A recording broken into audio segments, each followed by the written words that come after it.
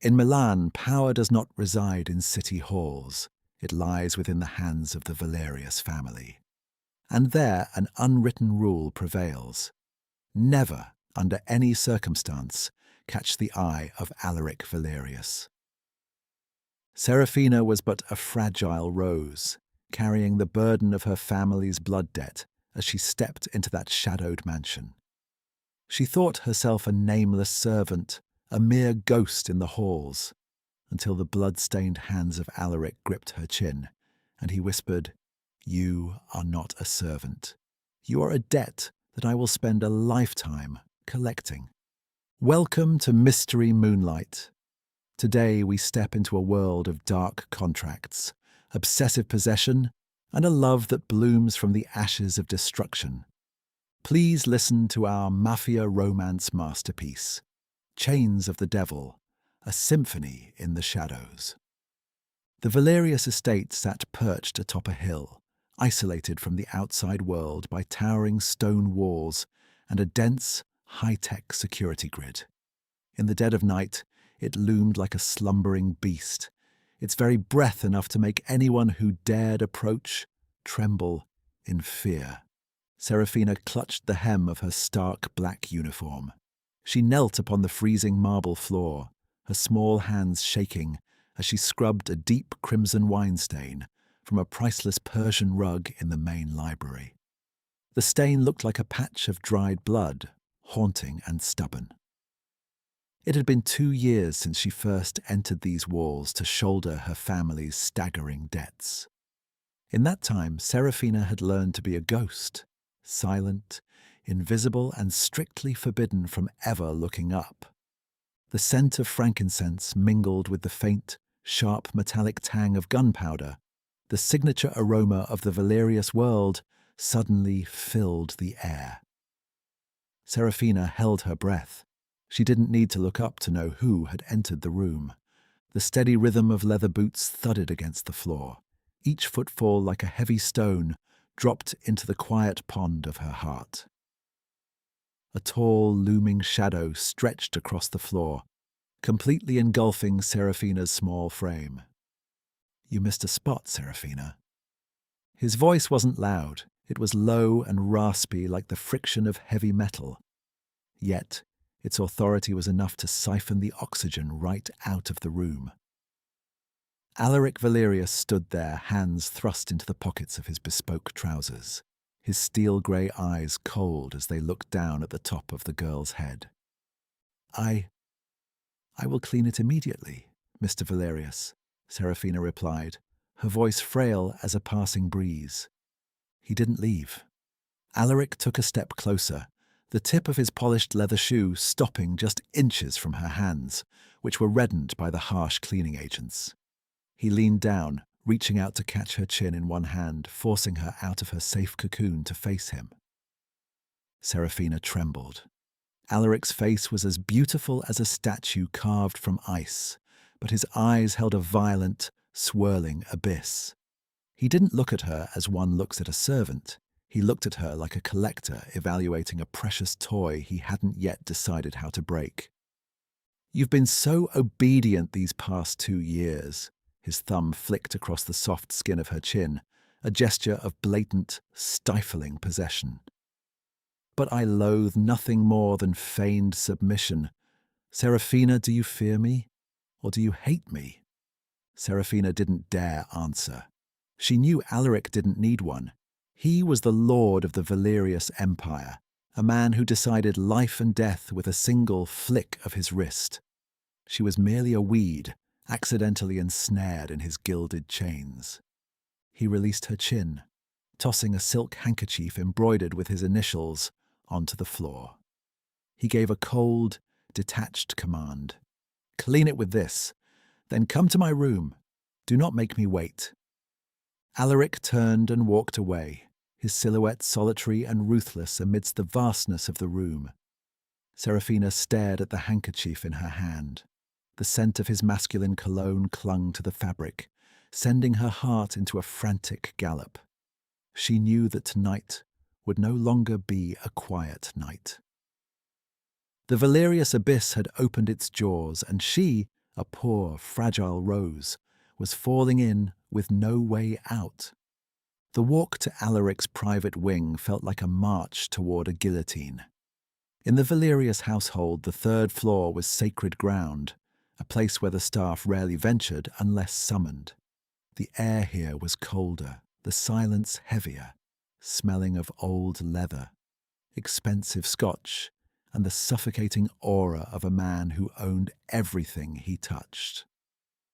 Seraphina stood before the heavy mahogany doors, her knuckles white as she clutched the damp handkerchief. She knocked, a sound so faint it was almost swallowed by the shadows. "Come in." The voice was closer now, stripped of the library's echo. Seraphina pushed the door open. Alaric turned then. In the dim light, he looked less like a businessman and more like the predator the underworld whispered about. He crossed the room with a predatory grace that made Seraphina's breath hitch. He stopped only when he was inches away, forcing her to look up or be buried against his chest. "Your contract," he began, his voice a low vibration. "Your father's debt was for 10 years of service. You've finished 2. "Yes, sir," she whispered, her heart hammering against her ribs. "I am bored of seeing you scrub floors, Seraphina. It is a waste of potential." He reached out, his fingers tracing the line of her collarbone, lingering on the pulse point where her heart was thrumming like a trapped bird. "I have a new proposal, a different kind of service." Seraphina's eyes widened, shimmering with a mixture of fear and a strange, unwanted heat. "I don't understand." "You will move your things to the room adjoining mine. You will no longer take orders from the head housekeeper. You will take them only from me." He leaned down, his lips brushing against the shell of her ear, sending a violent shiver down her spine. "You will be my shadow, my silent companion, the one who tends to me when the world demands too much blood." "A mistress?" The word tasted like ash in her mouth. Alaric pulled back, a ghost of a smirk playing on his cruel, beautiful lips. "A mistress is a woman one keeps for pleasure. You, Seraphina, you are far more delicate than that. Think of it as being a bird in a gilded cage. I provide the gold and you provide the song that keeps my demons at bay." He walked over to a small obsidian table and picked up a fountain pen and a single sheet of paper. "Sign this, and your family's debt is cleared tonight. Refuse, and you go back to the rug in the library." Seraphina looked at the paper, then at the man who held her entire world in his blood-stained hands. She was Seraphina, the girl who was supposed to be a doctor, the girl who loved the sun. And he was Alaric Valerius, the darkness that had eclipsed her life. With trembling fingers, she took the pen. As she signed her name, she felt the invisible velvet ropes of the Valerius abyss tighten around her soul. Alaric took the pen from her hand, his gaze burning into hers. "Welcome home, Seraphina. Do not ever make the mistake of thinking you can fly away." He didn't dismiss her. Instead, he reached out and began to unpin her hair, letting the dark tresses fall over her shoulders in a silken veil. "Tonight," he murmured, his voice dropping to a dangerous, possessive growl, "the cage closes." The adjoining room was a masterpiece of cold, clinical luxury. It was draped in shades of cream and champagne, a stark contrast to the oppressive obsidian of Alaric's chambers. Yet, despite the plush bedding and the scent of fresh lilies, Seraphina felt the walls closing in. She stood by the large vanity, staring at her reflection. The girl looking back appeared fragile, her eyes wide and haunted, framed by the dark hair Alaric had unpinned with such terrifying intimacy. A sharp knock startled her. Before she could answer, the door swung open. It wasn't Alaric, but Quinn, his second-in-command. Quinn was a man of scars and silence, a shadow whose loyalty to the Valerius name was written in the blood on his knuckles. "The boss wants you in the dining hall," Quinn said, his voice flat. He looked at her not with lust, but with a clinical sort of pity. "Dress in what's on the bed. You have 10 minutes." Seraphina turned to see a box she hadn't noticed before. Inside lay a dress of midnight blue silk, so thin it felt like liquid. It was a gown for a queen, or a high-end prisoner. 10 minutes later, she walked down the grand staircase. Alaric sat at the head of the long mahogany table, a glass of red wine in his hand. He didn't look up when she entered, but the air in the room seemed to freeze instantly.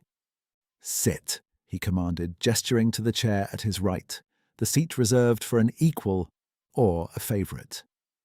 The dinner was a silent affair until Alaric set his glass down with a definitive thud. "Tomorrow there is a gala at the Russo estate.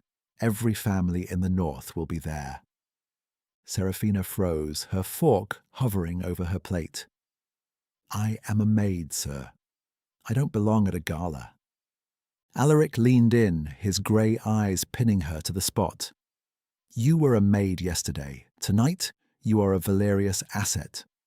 The Moretti family is looking for a weakness in my armour.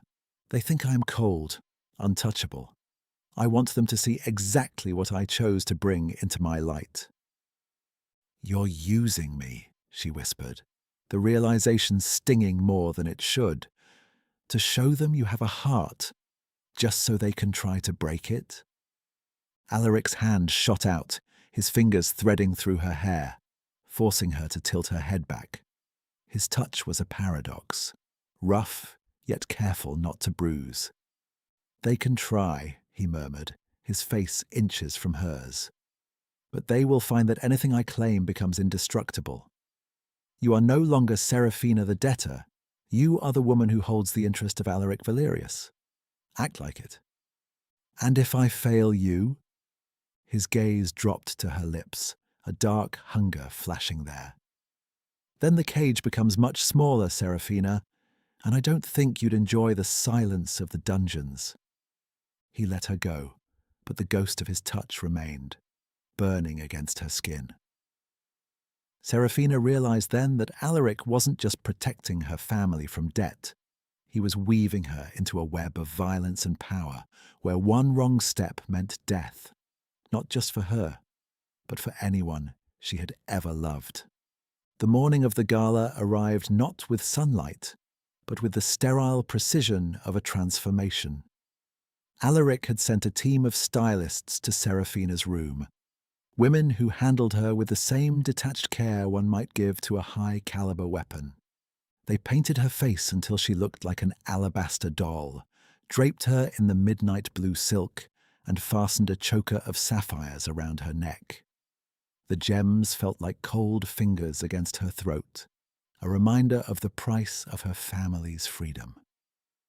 When the doors to her room finally opened, Alaric was waiting. He was dressed in a charcoal black tuxedo, looking every bit the sovereign of a dark empire. His gaze raked over her, from the shimmer of the silk to the curve of her trembling lips. "Breathe, Seraphina," he commanded, stepping closer to adjust the sapphire at her throat. His fingers were warm against her chilled skin. "Fear is a scent the Morettis can track from miles away. Give them nothing but ice." "I'm not ice, Alaric," she whispered, her voice catching. "I'm breaking." He leaned down, his forehead resting against hers for a fleeting second.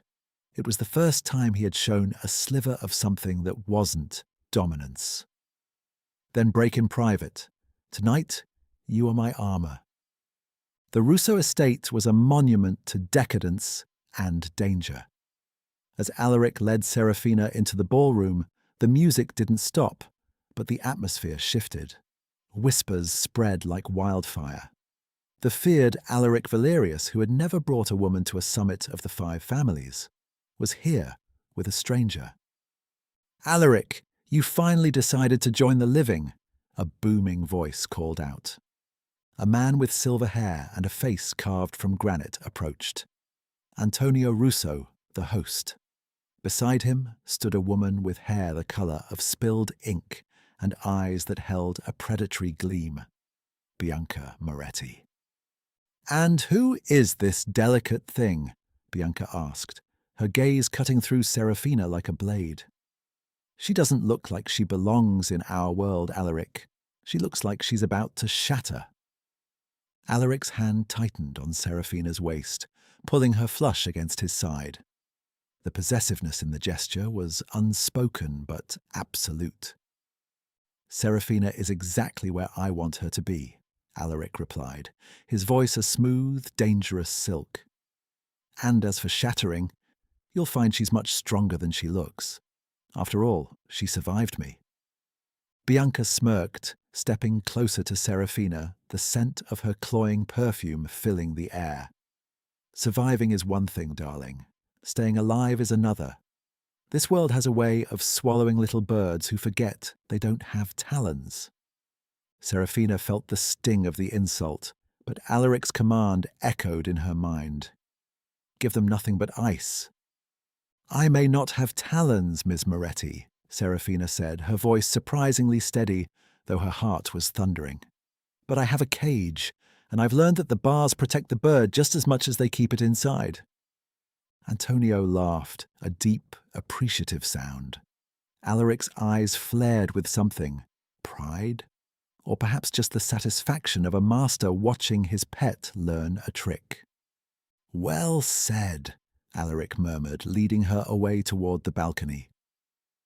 Once they were alone in the shadows of the terrace, away from the prying eyes, Alaric turned her to face him. The moonlight hit his grey eyes, making them look like liquid silver. "That was dangerous," he whispered, his thumb tracing her lower lip. "You told me to be your armor," she challenged softly. "I did."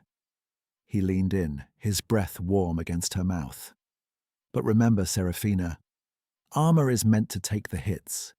If Bianca Moretti decides she hates you, she won't go for your pride. She'll go for your blood." "Are you going to let her?" Alaric's gaze darkened, his hand moving to the back of her neck, pulling her into his space. "I don't let anyone touch what is mine. Not even the Morettis." Before she could respond, a soft ping came from his phone. Alaric checked it, and his entire demeanor shifted. The mask of the gala attendee vanished, replaced by the cold lethality of the boss. "Quinn," Alaric said into his earpiece, not taking his eyes off Seraphina. "Initiate Protocol Black. The shipment at the docks has been compromised." He looked at Seraphina, his grip on her neck firm but not painful. "The gala is over. We leave. Now." The ride to the harbour was a blur of high-speed turns and suffocating tension. The luxury sedan had been replaced by a reinforced SUV, driven by Quinn with a grim ferocity. Alaric sat in the back, his laptop glowing in the dark, fingers dancing over encrypted files. He had discarded his bow tie. His shirt was unbuttoned halfway, revealing a tactical holster strapped to his chest. Seraphina sat huddled in the corner, the sapphire necklace still sparkling mockingly against her skin. The transition from the elegance of the gala to the raw violence of the docks was whiplash. "Stay in the car, Seraphina. If the windows shatter, get on the floor," Alaric commanded without looking up. "Alaric, let me help," she whispered, her voice trembling. "I don't want to just sit here while you—" "You help by staying alive," he snapped, finally meeting her eyes. The grey was gone, replaced by a void of pure obsidian. "Quinn, perimeter check." The SUV screeched to a halt behind a row of rusted shipping containers. The air smelled of salt, oil, and the sharp metallic tang of spent casings. "Boss, they've got the north side pinned down. It's the Morettis." "Bianca wasn't just at the party to drink champagne," Quinn reported, checking his weapon. Alaric stepped out into the night, the cold wind whipping his dark hair. He looked back at Seraphina for a heartbeat, a look of possessive intensity that seared through her fear. Then he vanished into the shadows. For 20 minutes the world was a cacophony of gunfire and shouting. Seraphina pressed her forehead against the cool leather seat, counting her heartbeats. Suddenly the passenger door was ripped open. She screamed, expecting a Moretti soldier, but it was Quinn. He was bleeding from a cut on his forehead. "Move! They've circled back!" He dragged her out of the car just as a spray of bullets shattered the windshield. They dove behind a stack of wooden crates. Seraphina's midnight blue dress was torn, the silk stained with grease and dirt. "Where is Alaric?" she cried over the roar of an engine. "Handling the sauce," Quinn grunted, firing a blind shot around the corner. Suddenly, a voice amplified by a megaphone cut through the chaos. "Valerius, we have the girl. Drop your weapon or we repaint the docks in blue silk." Seraphina felt the cold barrel of a gun press against her temple. A Moretti soldier had slipped through the shadows, pinning her against the crate. Quinn froze, his weapon lowered. "Let her go." A low, lethal voice echoed from the darkness behind them. Alaric emerged from the fog. He wasn't running. He walked with the slow, terrifying confidence of a man who had already decided everyone in the room was dead. His face was streaked with blood, and his tuxedo jacket was gone. In his hand was a heavy silencer. "One more inch, Valerius, and she dies," the soldier hissed. Alaric stopped 10 feet away. He didn't look at the soldier. He looked directly at Seraphina. "Seraphina," he said, his voice eerily calm. "Do you remember what I told you about the cage? About the bars protecting the bird?" She looked into his eyes and saw the plan. She nodded, almost imperceptibly. "Now!" Alaric roared. Seraphina didn't fight the soldier. Instead, she collapsed her weight entirely, dropping to her knees with a suddenness that threw the man off balance.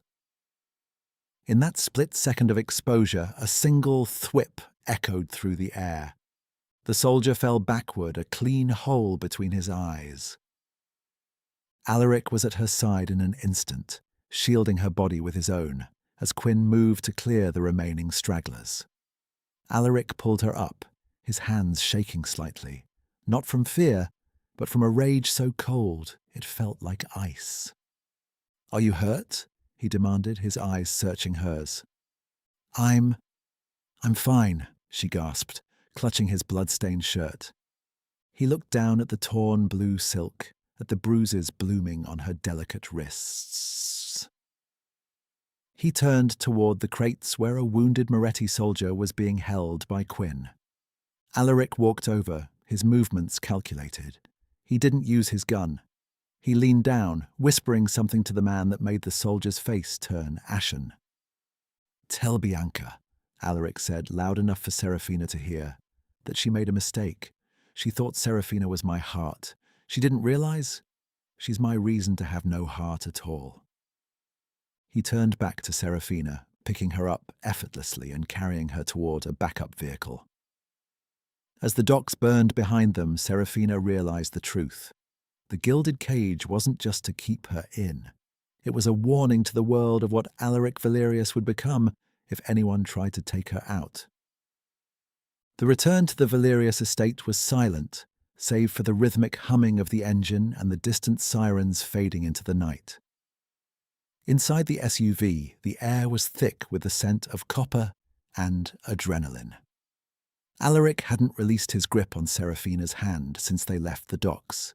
His fingers were stained with grease and a dark smear of blood that wasn't his, yet he held her with a terrifying gentleness, as if she were made of spun glass. When they arrived, Alaric ignored the servants rushing to open the doors. He carried her inside, through the grand hall, and straight up to his private wing. He didn't take her to her room. He took her to his. He set her down on the edge of the oversized obsidian bed. The midnight blue silk of her dress was a ruin, shredded at the hem, stained with the grime of the harbour. Seraphina sat motionless, her breath coming in ragged hitches as the shock finally began to settle into her bones. Alaric knelt before her. He didn't speak. Instead, he reached up and unfastened the sapphire choker. The cold gems hit the bedside table with a dull clink. "You shouldn't have been there," he said, his voice a low, dangerous rumble. It wasn't an apology, it was a statement of fact. "You brought me there," she whispered, finally finding her voice. She looked down at him, seeing the streaks of black soot on his jaw. "You used me as a target." Alaric's jaw tightened. He stood up, towering over her, his silhouette cutting a jagged line against the dim lamplight. "I used you as a shield. There is a difference." "Is there?" Seraphina challenged, a spark of defiance flickering through her trauma. "To the world, I am your weakness. To you, I am a tool. Either way, Alaric, I am the one bleeding." He moved so fast she didn't have time to blink. He leaned down, pinning her against the pillows with his weight, his hands framing her face. The smell of him, smoke, rain, and that dark, intoxicating cologne, invaded her senses. "You are not a tool," he hissed, his grey eyes burning with a raw, unmasked hunger. "A tool is replaceable, so you're the only thing in this godforsaken city that doesn't smell like rot. If Bianca Moretti had taken you, I wouldn't have just burned the docks. I would have burned the world until I found your ashes." The honesty in his voice was more frightening than the gunfire at the harbour. Seraphina reached up, her trembling fingers hovering over the cut on his cheek. She didn't pull away. She couldn't. "Why?" she breathed. "Because you are mine," he murmured, his lips inches from hers. "By debt, by contract, and now, by blood. I am the only monster allowed to haunt your dreams, Seraphina." He didn't kiss her. Instead, he pressed his forehead against hers, closing his eyes for a long, heavy moment. The monster was tired. "Quinn will increase the guard," Alaric said, pulling back and regaining his icy composure. "You don't leave this house without me. Not for the market, not for the air. The cage just got a lot smaller, little bird." He turned to leave, but stopped at the door. "There is a bath drawn. Clean the harbour off your skin. I want the smell of the Morettis gone from my house." As the door clicked shut, Seraphina curled into a ball on the vast, dark bed. She had traded her family's debt for a life in the shadows, but as she looked at her torn dress, she realized she was no longer just an employee. She was a piece on a chessboard she didn't understand, held captive by a man who would rather destroy her than let anyone else touch her. The next morning, the sun bled through the heavy velvet curtains, but it brought no warmth. Seraphina woke up in Alaric's bed, the scent of his sandalwood cologne still clinging to the silk sheets. She was alone, but the weight of the previous night pressed down on her chest like lead. Her body felt heavy, her limbs aching with a coldness that wouldn't go away. When she tried to sit up, the room tilted violently. Her skin was flushed, a fever burning beneath the surface, the result of the chilling wind at the docks and the sheer terror of the night. The door opened. Alaric entered, already dressed in a crisp black shirt, looking as if the violence of the harbour had never happened. He stopped mid-stride when he saw her struggling to breathe. In 3 long steps he was at the bedside, his hand, cold and steady, pressed against her forehead. "You're burning up," he muttered, his jaw tightening. I need to get to work," Seraphina whispered, her voice cracking. "Mrs. Chen will be expecting me." "Forget the work," Alaric snapped, his eyes flashing with a mix of irritation and something else. Perhaps concern, though he would never name it. "You aren't a maid anymore, Seraphina. You are mine, and I don't let my things break." He picked up the bedside phone. "Quinn, bring Dr. Aris. Now." For the next few hours, Seraphina drifted in and out of a haze. She remembered the sharp sting of a needle, the hushed voices of the doctor and Alaric in the hallway, and the cool touch of a damp cloth on her brow. Whenever she opened her eyes, Alaric was there. He wasn't working. He wasn't on his laptop. He was sitting in the armchair by the bed, watching her with an intensity that felt like a physical weight. "Why are you still here?" she murmured during a brief moment of clarity. "Don't you have a war to run?" Alaric stood up and moved to the edge of the bed. He dipped a cloth into a bowl of ice water and wiped the sweat from her neck with a terrifyingly focused gentleness. "The war can wait," he said quietly. "Bianca Moretti thinks she weakened me last night. If the world sees I can't even keep a girl in my house healthy, I look vulnerable. This is damage control." "Is that all I am?" Seraphina asked, her eyes shimmering with feverish tears. "A public relations problem?" Alaric stopped. He looked at her, really looked at her, and for a second, the mask of the boss cracked. He reached out, his thumb tracing the curve of her lower lip. "No," he whispered, the word so low it was almost lost to the silence. "You're the only part of this house that doesn't taste like ash. If you die, Seraphina, I go back to being a man who has nothing to lose. And believe me, the world isn't ready for that version of Alaric Valerius." He leaned down, his lips ghosting over her forehead, an act so tender it was more intimate than a kiss. "Sleep," he commanded. "When you wake up, the Morettis will have paid for every drop of sweat on your brow." As she drifted back into sleep, Seraphina realized the danger had shifted. She was no longer just afraid of the bullets or the rival families. She was afraid of the man beside her, not because of his cruelty, but because of the way he was beginning to need her.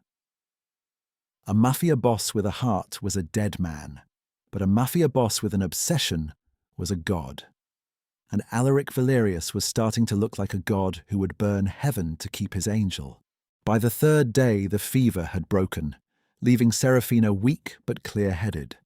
The clinical scent of medicine in Alaric's room had been replaced by the rich, earthy aroma of dark coffee and expensive stationery. Alaric was at his desk, his back to her, silhouetted against the morning light. He was on the phone, his voice a low, rhythmic growl in Italian. Though she couldn't understand every word, the lethality in his tone was universal. "Non lasciate tracks," he muttered. "Leave no traces." He ended the call and turned, his eyes narrowing as he saw her sitting up. He stood and walked over, placing a hand on her neck to check her temperature. His touch was no longer just a check. It felt like a brand. "The color has returned to your face," he noted, his expression unreadable. "Good. You'll need your strength for what comes next." "What comes next?" Seraphina asked, her heart tripping. "Justice," Alaric replied simply. "I told you the Morettis would pay. Bianca has sent an offering to settle the insult of the docks. She claims the soldier who held the gun to your head acted without orders." "And you believe her?" Alaric's laugh was a cold, sharp sound. "In our world, Bianca, no one breathes without orders, but I will accept her scapegoat. He is in the cellar." Seraphina's blood ran cold. The image of the dark, damp basement of the Valerius estate flashed in her mind. "What are you going to do to him?" "I'm not going to do anything," Alaric said, leaning down until his face was inches from hers. "You are." The basement smelled of old stone and metallic fear. Seraphina walked behind Alaric, her legs feeling like lead. Quinn stood guard by a heavy iron door. Inside, a man was strapped to a wooden chair, his face a map of bruises. "Alaric, no," Seraphina whispered, clutching his arm. "I don't want this. I don't want to see this." Alaric didn't pull away. He turned to her, his eyes like polished flint. "Listen to me, Seraphina. This is the world you signed into. If you want the Morettis to stop seeing you as a target, they need to know you aren't a victim. They need to know that your hand moves mine." He pulled a small, silver-handled knife from his waistband and pressed it into her palm. Her hand shook so violently the blade rattled. "Kill him, and the message is sent." Alaric murmured into her ear, his breath warm and terrifying. "Spare him, and you tell Bianca that you are a weakness I cannot afford to keep." Seraphina looked at the man in the chair. He was young, barely older than her. He looked at her with wide, pleading eyes. "I can't," she gasped, dropping the knife. It clattered on the stone floor, the sound echoing like a gunshot. "I won't be like you, Alaric. I won't lose my soul just to survive in your cage." Silence stretched, thick and suffocating. Quinn looked away, but Alaric stepped closer, his shadow swallowing her. Seraphina braced herself for his rage, for the cold dismissal that would send her back to the library, or worse. Instead, Alaric let out a long, slow exhale. He picked up the knife, his fingers brushing hers. "Mercy," he whispered, the words sounding foreign on his tongue. "A luxury I haven't tasted in years." He turned to Quinn. "Get him out of my sight. Send him back to Bianca with a finger missing. Tell her the girl spared his life, but I didn't." As Quinn dragged the man out, Alaric turned back to Seraphina. He didn't look angry. He looked haunted. He reached out, tucking a strand of hair behind her ear. "You saved his life," he said quietly, "but you've made mine much harder. Now I have to prove I am twice as cruel to make up for the fact that my woman has a heart." "I'm not your woman," she countered, though her voice lacked conviction. "Aren't you?" Alaric's grip on her chin tightened, his gaze dropping to her lips. "You just dictated the policy of the Valerius Empire. Only a queen does that, Seraphina. Whether you wear a crown or a collar, you are mine." The aftermath of the cellar incident left a strange, vibrating tension between Alaric and Seraphina. He had spared a life on her whim, an act of weakness that Alaric had to counteract with a display of brutal efficiency elsewhere. For the next 2 days he was a ghost, leaving the estate before dawn and returning long after Seraphina had fallen into a fitful sleep. The house felt like a tomb without his presence. Seraphina found herself wandering the vast corridors, no longer a maid, but not yet a mistress, a ghost in silk. On the third afternoon, a black town car pulled into the driveway. It wasn't Alaric's SUV. Sloane, Seraphina's only friend from her life before the debt, stepped out. Alaric had allowed the visit, a move that felt less like a kindness and more like a tactical observation. They sat in the sun-drenched conservatory, surrounded by exotic plants that Alaric had imported from across the globe. "Seraphina, you look different," Sloane whispered, her eyes wide as she took in the expensive dress and the sapphire ring on Seraphina's finger. A gift Alaric had left on her vanity that morning. "Is it true? Are you really with him? The man the papers call the Butcher of Milan?" "He's complicated, Sloane," Seraphina replied, her voice lacking its usual certainty. "He's protective." "Protective? Seraphina, you're in a fortress. There are men with submachine guns in the rose garden." Sloane leaned in, her voice dropping. "I met someone, a teacher named Marco. He knows about your situation. He wants to help you get out. He has contacts who can hide you." The name Marco sent a jolt of panic through Seraphina, not because she wanted to leave, but because she knew Alaric's reach. "Sloane, stop. Don't say another word," Seraphina warned, glancing at the security cameras tucked into the corners of the glass ceiling. "You don't understand what he's capable of."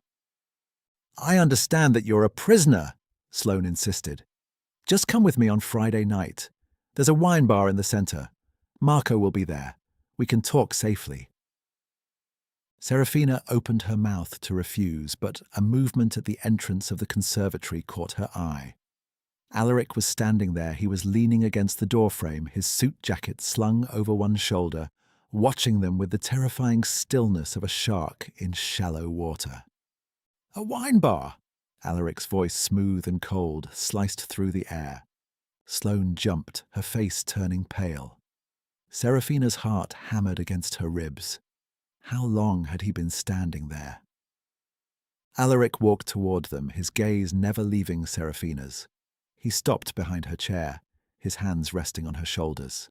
His touch was possessive, a silent reminder of who she belonged to. "It's a lovely idea, Sloane," Alaric said, though his eyes were like ice.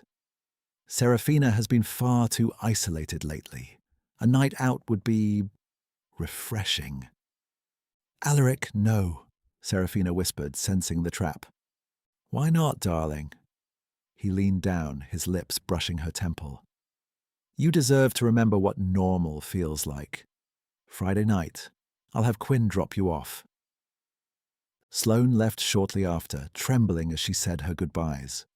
When they were alone, Alaric's grip on Seraphina's shoulders tightened, not enough to hurt, but enough to pin her. "Who is Marco?" he asked, his voice a low, lethal vibration. "He's just a friend of Sloane's," she lied, the words tasting like copper in her mouth. "I've never even met him." Alaric pulled her up and turned her to face him. He didn't look angry. He looked disappointed, which was far worse. "I gave you mercy in the cellar, Seraphina. I gave you my bed. I gave you my protection," he murmured, his fingers tracing the line of her jaw. "Do not repay me with lies. If you want to go on a date with this teacher, go. But remember, every person you touch, every person you talk to becomes a part of my world. And my world is not kind to interlopers." He let her go and walked away, leaving her in the center of the beautiful, stifling conservatory. Seraphina realized then that Alaric wasn't just letting her go to a wine bar. He was setting a stage. He was waiting to see if she would choose the sun or the shadows. And she knew, with a sinking dread, that Marco was already a dead man if she stepped foot in that bar. Friday arrived with a heavy, overcast sky that seemed to mirror the dread pooling in Seraphina's stomach. Alaric had been impeccably polite all day, a terrifying mask of civility that was far more unnerving than his usual coldness. On her vanity lay a new dress, a simple, elegant slip of black silk. No sapphires this time. No heavy gems, just a single, delicate gold chain. It was an outfit for a normal woman on a normal date. As she finished dressing, Alaric appeared in the doorway. He wasn't in a suit. He wore a dark sweater and slacks, looking approachable, almost human. He walked over and fastened the gold chain around her neck. His fingers lingered on her skin, warm and steady. "Quinn is waiting at the gate," Alaric murmured. "He will drop you a block away from the wine bar. I want you to have your privacy." "Alaric," she started, turning to face him. "I don't have to go. I can stay here." He looked at her, his grey eyes unreadable. "No. Go. Meet this Marco. Taste the life you think I stole from you. I want you to see exactly what normal looks like through the lens of a Valerius." He kissed her forehead, a gesture that felt like a goodbye and a benediction all at once. The wine bar was called L'Ombra. It was warm, lit by candles, and smelled of yeast and expensive grapes. It was exactly the kind of place Seraphina used to dream about. Sloane was there, waving her over. Beside her sat a man with glasses and a kind, nervous smile. Marco. "Seraphina, you made it!" Sloane cried, hugging her tight. "This is Marco. He's the one I told you about." "It's an honor to meet you, Seraphina," Marco said, standing up to pull out her chair. His movements were clumsy compared to Alaric's lethal grace. "Sloane told me everything. You don't have to be afraid anymore. I have a cousin in Switzerland. We have papers ready for you. We leave tonight." Seraphina looked at him. He was a good man, a brave man. But as he spoke, she didn't feel hope, She felt a cold, paralyzing fear. Every time the door to the bar opened, she flinched. Every shadow on the wall looked like Alaric. "Marco, you don't understand," Seraphina whispered, her eyes darting to the window. "He's everywhere. You can't just hide from him." "He's just a man, Seraphina," Marco insisted, reaching across the table to take her hand. "He uses fear because he's hollow. Don't let him win." The moment Marco's hand touched hers, the atmosphere in the bar changed. It was subtle at first. The music seemed to fade, the laughter at the nearby tables died down. Seraphina looked towards the entrance. Quinn was standing by the bar, his arms crossed, watching them with a flat, emotionless stare. But he wasn't the problem. Alaric was sitting at a small table in the far corner, half hidden by a large potted palm. He had a glass of red wine in his hand. He wasn't looking at them. He was staring into his glass, swirling the liquid with a slow, hypnotic rhythm. "He's here," Seraphina gasped, pulling her hand away from Marco as if it had been burned. "Who?" Marco asked, turning around. Alaric chose that moment to look up. He didn't sneer. He didn't point a gun. He simply raised his glass in a silent, mocking toast. The terror that radiated from Alaric was palpable, even from across the room. Marco turned back, his face pale. Is that him?" "Run," Seraphina pleaded. "Marco, please. Just get up and walk out the back door. Don't look back." "I'm not leaving you," Marco said, though his voice shook. Suddenly the waiter approached their table. He didn't bring wine. He brought a small silver tray with a single item on it, a cell phone. "A gift from the gentleman in the corner," the waiter said, his voice trembling. The phone buzzed. A message appeared on the screen. It was a photo. Seraphina's heart stopped. It was a photo of Marco's apartment. A man in a Valerius tactical vest was standing inside his living room, holding Marco's cat. Seraphina looked at Alaric. He took a slow sip of his wine, his eyes never leaving hers. "I have to go," Seraphina said, standing up so quickly her chair nearly toppled. "Seraphina, wait!" Sloane grabbed her arm. "If I stay one more minute, he will lose everything," Seraphina hissed, her eyes filling with tears. "He's not a man, Sloane. He's a god of ruin, and I'm the only thing keeping his hand from falling." She walked across the bar, her legs feeling like lead. She didn't look at Sloane or Marco. She walked straight to Alaric's table and sat down. Alaric didn't say a word. He reached out and tucked a stray hair behind her ear, his touch cold and possessive. "How was the wine, Seraphina?" he asked, his voice a low, terrifying silk. "Bitter," she whispered. "Good." He stood up and held out his hand. "Let's go home. You've had enough of the sun for one night." As they walked out, Seraphina looked back one last time. Marco was sitting frozen at the table, the silver tray still in front of him. She had saved his life, but she had truly, finally, closed the door on her own. She wasn't a maid and she wasn't a bird anymore. She was Alaric Valerius's shadow, and shadows never leave the side of their master. The drive back to the estate was suffocating. Alaric didn't speak, but the vibration of his fury was a physical force in the confined space of the car. Seraphina sat as far from him as possible, staring out at the rain-streaked window. She had saved Marco's life, but she felt like she had committed a murder, the murder of her own hope. When the SUV pulled under the grand portico, Alaric didn't wait for Quinn to open the door. He stepped out and reached back, his hand wrapping around Seraphina's wrist with a grip that promised bruises. He led her not to the bedroom, but to his private study, the inner sanctum where the bloodiest of the Valerius deals were struck. He threw the doors open and shoved her inside, though not hard enough to make her fall. Alaric walked to the sideboard and poured himself a double scotch, drinking it in one jagged swallow. Then he turned. The civilized mask from the wine bar was gone. In its place was the raw, unbridled lethality of a man who had been betrayed. "You took his hand," Alaric whispered, the sound more terrifying than a shout. "He was trying to help me," Seraphina cried, her own anger finally surfacing through her fear. "He's a good man, Alaric, something you wouldn't understand." The glass in Alaric's hand shattered. He didn't flinch as the shards cut into his palm, blood blooming and dripping onto the mahogany floor.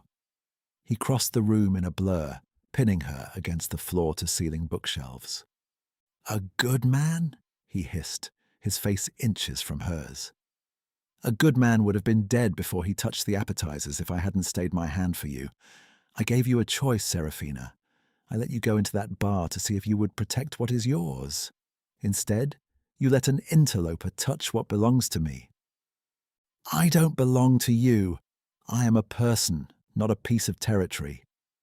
Alaric's gaze dropped to the gold chain he had fastened around her neck hours earlier. With a sudden, violent jerk, he snapped it. The gold links hissed as they fell to the floor. "In this city, you are whatever I say you are," he growled. "You think Marco is the sun? He is a candle in a hurricane. If you had stepped out that back door with him, he wouldn't have made it to the end of the block. I would have made you watch while I took him apart piece by piece." Seraphina's legs gave out and she sank to the floor, sobbing. The weight of the world he lived in, the sheer casual violence of it, was too much. "Why do you care?" she choked out through her tears. "If I'm just an asset, why does it matter who touches my hand?" Alaric knelt in front of her. He reached out, his blood-stained hand cupping her cheek, leaving a smear of red against her pale skin. The contrast was horrifying, the blood of the monster on the face of the angel. "Because you are the only thing I have ever wanted that didn't require a gun to take," he murmured, his voice breaking for the first time. "Every soul in Milan fears me. Every woman wants my name or my money. But you looked at me in that library and saw a man. And then tonight, you looked at him and saw a savior." He leaned in, his lips ghosting over hers, tasting of scotch and copper. "There are no saviors here, Seraphina. Only me." He stood up and looked down at her, the ice returning to his eyes. "Quinn will lock your doors from the outside starting tonight. You wanted to know what the cage felt like when the bars were close? Now you know." As he walked out, Seraphina picked up the broken gold chain. It was shattered, just like the girl she used to be.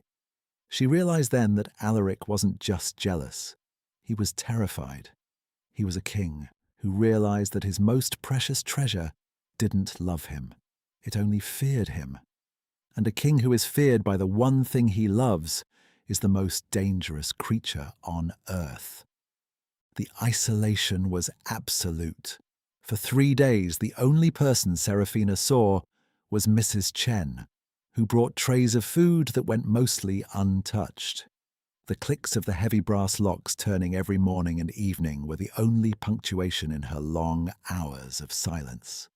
Alaric had become a ghost again, but his presence was everywhere.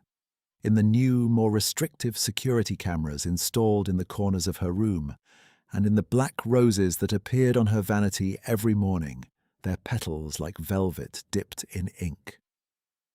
On the 4th night, the locks turned at an unusual hour. The door opened to reveal Alaric. He was dressed in a tuxedo, but his tie was undone, hanging loosely around his neck like a noose.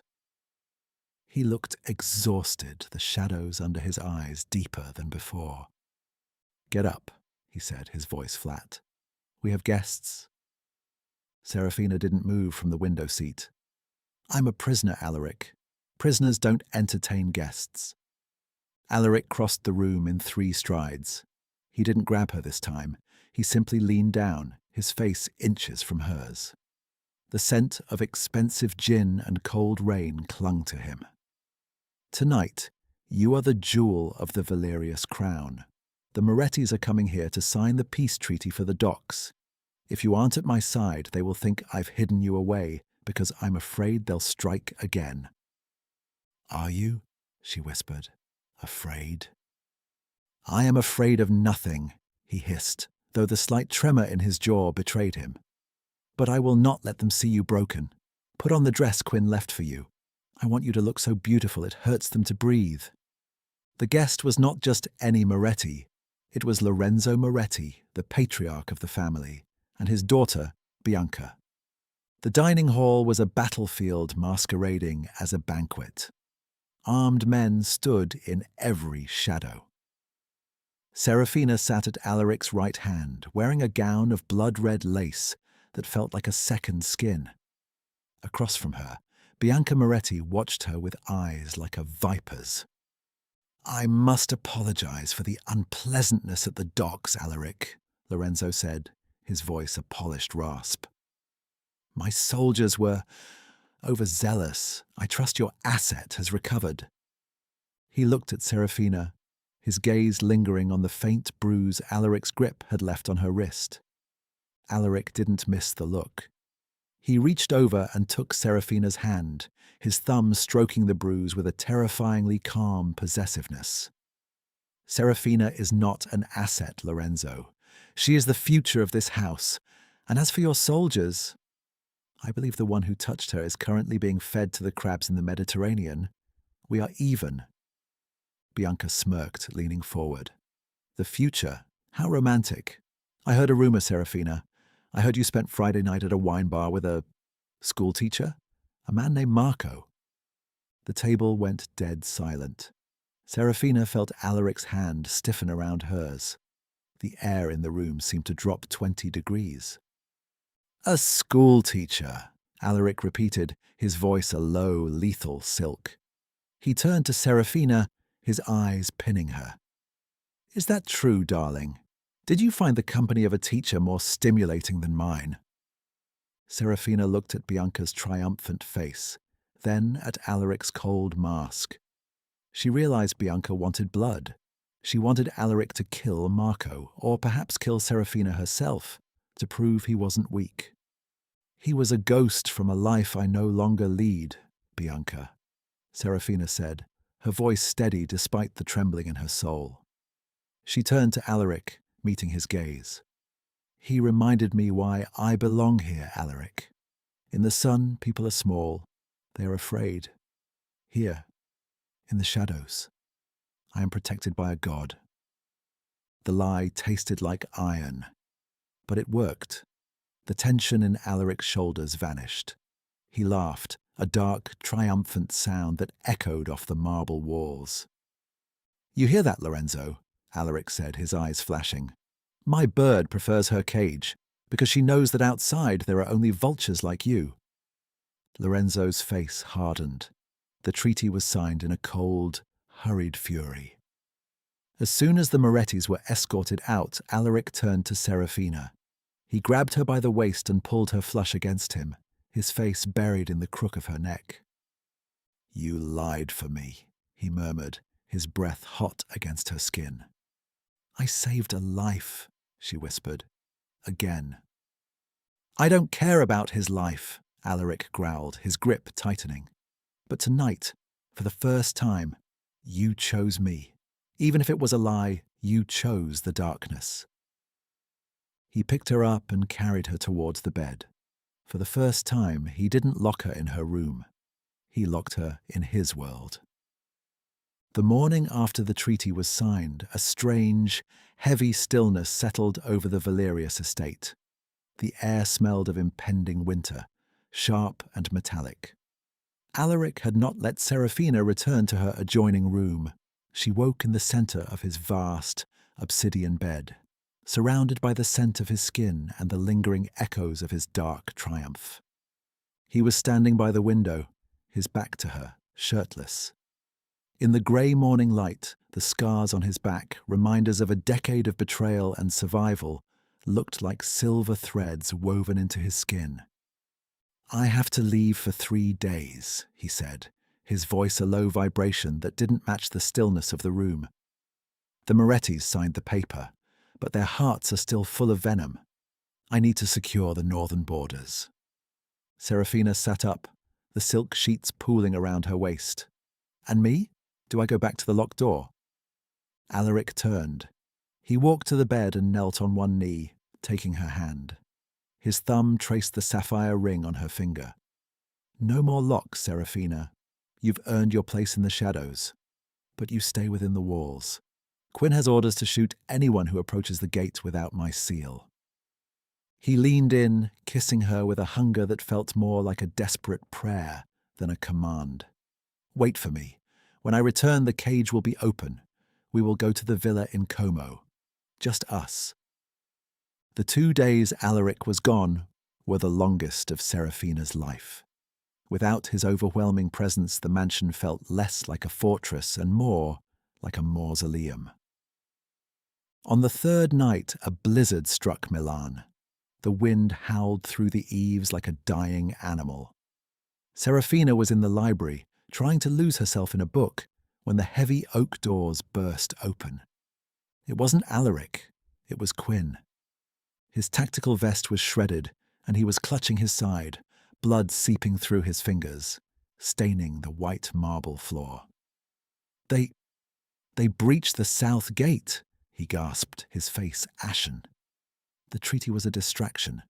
Lorenzo Moretti didn't want peace. He wanted the boss's heart. Where is Alaric? Seraphina cried, rushing to Quinn's side. Ambushed! 2 miles out, Quinn groaned, collapsing against a bookshelf. He sent me back to get you. We have to go. Now. Before they could move, the sound of shattered glass echoed from the grand hall. Voices, harsh, laughing voices, filled the house. The Morettis were inside. Seraphina looked at the dying fire in the hearth, then at the blood on Quinn's hands. For months she had been a bird, a doll, a shadow. She had let Alaric fight her battles, let him be the monster so she could remain an angel. The cellar, Seraphina whispered, her voice suddenly iron-hard. Quinn, can you make it to the cellar? Why? The safe room is there, and the weapons locker, she said, helping him stand. Alaric told me that anything he claims becomes indestructible. I am a Valerius now. I won't let them take his house. They moved through the darkened hallways, guided only by the flashes of lightning outside. Seraphina could hear the Moretti soldiers tearing through the rooms above, looking for her. As they reached the heavy iron door of the cellar, a figure stepped out of the shadows. It was Bianca Moretti. She held a suppressed pistol, a cruel smirk playing on her lips. The little bird is out of her nest, Bianca cooed, leveling the gun at Seraphina's chest. Did you really think Alaric could protect you forever? He's probably bleeding out in a ditch right now, calling your name. Seraphina didn't flinch. She felt a coldness wash over her, a stillness she had learned from watching Alaric. He isn't calling my name, Bianca, Seraphina said, her voice a low, lethal echo of her master's. He's coming for yours, and until he gets here, you have to deal with me. In that moment, the lights in the cellar flickered and died. A single, heavy footfall echoed from the stairs behind Bianca. She's right, Bianca, a voice growled from the darkness, a voice that sounded like death itself. You should have killed her when you had the chance, because now I'm going to make you watch while I burn your father's world to the ground. Alaric stepped into the faint glow of the emergency lights. He was covered in blood, most of it not his own, and his eyes were pure, unadulterated obsidian. He didn't look at Bianca. He looked at Seraphina. Did they touch you? He asked, his voice a terrifying whisper. No, Seraphina replied, stepping toward him, her bare feet stepping over the blood on the floor. Alaric raised his gun, but he didn't fire. He handed it to Seraphina. The cage is open, little bird, he murmured, his breath hot against her ear. Protect what is yours." The cold metal of the pistol felt unnatural in Seraphina's hand, a heavy, lifeless weight that promised a finality she wasn't sure she could deliver. Bianca Moretti stood frozen, caught between Alaric's obsidian stare and the trembling aim of the girl she had once called a shattered doll. "Do it, Seraphina." Alaric's voice was a dark velvet caress in her ear. "End the threat. Seal your place by my side." Seraphina looked at Bianca. The fear in the Moretti heiress's eyes was real now. But as Seraphina's finger tightened on the trigger, she saw not a rival, but the endless cycle of blood that Alaric lived in every day. If she pulled this trigger, the Seraphina who dreamed of healing people would be gone forever. With a sharp, decisive movement, Seraphina lowered the gun. She turned and handed it back to Alaric. "No," she whispered, her voice ringing with a strength that didn't need lead. "I won't give her the satisfaction of turning me into a monster. If you want her dead, Alaric, you do it. But don't ask me to lose myself just to prove I'm yours. I've already given you my life. I won't give you my soul." Silence stretched in the cellar, broken only by the crackle of the dying emergency lights. Bianca let out a shaky breath, a triumphant smirk beginning to form on her lips, until she saw Alaric's face. He wasn't angry. He was looking at Seraphina with a profound, terrifying kind of worship. He took the gun, but he didn't point it at Bianca. He handed it to Quinn without breaking eye contact with Seraphina. "Get her out of here," Alaric commanded Quinn, referring to Bianca. "Strip her of her name. Send her to the docks in the south. Let her see how delicate life is without a throne. If I ever see her in Milan again, the treaty will be written in her father's blood." As Quinn dragged a screaming, protesting Bianca away, Alaric stepped towards Seraphina. He reached out, his blood-stained fingers cupping her face with a tenderness that made her heart ache. "You are a fool, Seraphina," he murmured, his thumb brushing a stray tear from her cheek. "A beautiful, stubborn fool. You think you can live in my world and keep your hands clean?" "I have to try," she replied, leaning into his touch despite the scent of iron on his skin. "Because if we both become monsters, Alaric, then who will be left to remember what love feels like?" Alaric froze at the word love. It was the first time it had been spoken between them without the veil of a lie or a tactical maneuver. He pulled her against him, his face buried in her hair, his body shaking with the aftershocks of the adrenaline and a sudden, overwhelming vulnerability. "I am a man of ashes, Seraphina," he choked out. "I don't know how to love. I only know how to possess." "Then let me teach you," she whispered, wrapping her arms around his waist, holding the King of Milan as if he were a broken child. "The cage is open, Alaric. You don't have to be the monster anymore." True to his word, Alaric moved with a terrifying speed to leave the blood-soaked streets of Milan behind. Within 48 hours of the attack, Seraphina found herself staring out at the sapphire waters of Lake Como. The Valerius villa in Como was a stark departure from the fortress in the city. It was built of white stone and draped in climbing wisteria, with open balconies that invited the breeze. For the first time, Alaric didn't have men with submachine guns visible in the gardens. They were there, hidden in the tree line, but for Seraphina the illusion of freedom was breathtaking. Alaric, too, had changed. He had traded his tactical vests and charcoal suits for linen shirts and a relaxed posture that felt almost alien. "Do you like it?" he asked, standing behind her on the terrace. He didn't touch her, but his presence was a warm weight. "It feels like a dream," she whispered, breathing in the scent of lemon trees and fresh water. But dreams usually end in a wake-up call of sirens and gunfire. Alaric stepped closer, his hand settling on the small of her back. "Not this one. I've liquidated 3 of the northern territories. I'm pulling back, Seraphina. I'm building a wall of legitimacy between us and the underworld." She turned to him, her eyes wide. "You're giving it up. For me?" "I'm giving it up for us," he corrected, his voice a low rumble. "I realized in that cellar that if I lost you, the power wouldn't matter. I would be a king of a graveyard. I'd rather be a man in a garden with you." He leaned down, and for the first time his kiss didn't taste of scotch or desperation. It tasted of hope. The indulgence Alaric showed her in Como was overwhelming. He spent his mornings not on phone calls with captains, but in the kitchen with her, watching with quiet fascination as she baked. He bought her books, rare editions she had mentioned in passing months ago. He treated her not as a captive, but as a goddess to be worshipped. But the past is a persistent ghost. On the fourth evening, while Alaric was in his study, now filled with legal contracts for real estate rather than drug shipments, Seraphina found a hidden drawer in the mahogany desk. Inside wasn't a gun, but a series of surveillance photos. Her heart stopped. They were photos of her grandmother's grave. Fresh flowers had been placed there every week for the past 2 years. There were also records of the hospital debts she thought she was working to pay off.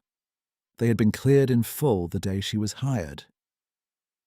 Alaric entered the room, his eyes instantly landing on the documents in her hand. The relaxed Como Alaric vanished, replaced by the cold, calculating boss. "You cleared the debt years ago," she whispered, her voice trembling with a new kind of hurt.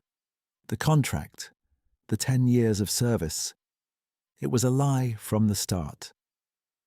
"It was a guarantee," Alaric said, his voice dropping to that lethal silk.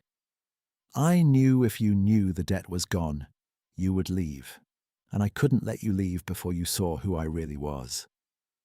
"You kidnapped me under the guise of employment," she cried. "Every touch, every moment of protection, it was built on a deception." Alaric didn't apologize. He walked toward her, his shadow swallowing her. "I did what was necessary to keep the only light I've ever seen. Call it a kidnapping, call it a cage. I call it survival. I was drowning, Seraphina, and I reached for the only thing that didn't sink." The revelation of Alaric's lie shattered the fragile peace of the villa. Seraphina refused to speak to him, retreating to a guest room and locking the door, a bitter irony that wasn't lost on either of them. Alaric didn't break the door down. He stood outside it for hours, his presence a silent, heavy pressure. "Go away, Alaric," she shouted when he finally knocked. "I am leaving for Milan," his voice came through the wood, sounding older, more haggard. "There is a complication with the transition. Quinn needs me." Seraphina didn't answer. She heard his footsteps retreat, then the roar of an engine in the driveway. Silence returned to the villa, but it was no longer peaceful. It was haunted. Seraphina spent the night staring at the ceiling, torn between the man who had lied to her and the man who had burned the world to save her. At 3 a.m., the villa's silent alarms didn't go off, but the air changed. Seraphina sat up, her instincts, honed by months of living with a predator, screaming at her. She walked to the window. In the moonlight, she saw a figure standing by the pool. It wasn't Alaric. It was a man she hadn't seen in years, yet recognized instantly from the news. Vincenzo Valerius, Alaric's father, the man Alaric claimed had died a decade ago. The dead patriarch looked up, his eyes exactly like Alaric's, but without a shred of the humanity Seraphina had fought to bring out in his son. He raised a finger to his lips, a chilling gesture of silence. "So," Vincenzo's voice drifted up, cold and hollow. "You're the little saint who thinks she can turn a Valerius into a civilian. My son is playing house, but it's time for the grown-ups to take back the throne." Seraphina realized with a jolt of terror that Alaric hadn't gone to Milan for a business complication. He had been lured away. And now, The true monster of the Valerius bloodline had come to reclaim his asset. The presence of Vincenzo Valerius felt like a suffocating shroud over the sun-drenched villa. Seraphina stood frozen at the balcony, her heart drumming against her ribs. Vincenzo didn't storm the house. He walked through the front doors as if the locks themselves bowed to his authority. In the grand foyer, Seraphina met him. He was a mirror of Alaric, but aged with a bitterness that turned his eyes from grey to a dull, dead lead. "My son has become soft," Vincenzo noted, his gaze raking over her silk nightgown with a chilling detachment. "He traded a kingdom for a maid who smells of flour and fear. He thinks he can bury the Valerius name in a garden at Como. He is wrong." "He thinks you're dead," Seraphina whispered, her voice surprisingly steady.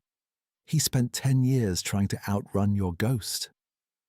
Vincenzo laughed, a dry, rattling sound. "I needed him to build the empire with the rage of an orphan. Now that the empire is built, I have come to collect. But you are the anchor dragging him into the depths of morality. You are the reason he is selling off territories. You have to be removed." He didn't pull a gun. He simply signaled to the men in the shadows. "Take her. We will see if Alaric prefers his legitimacy or the life of his little bird."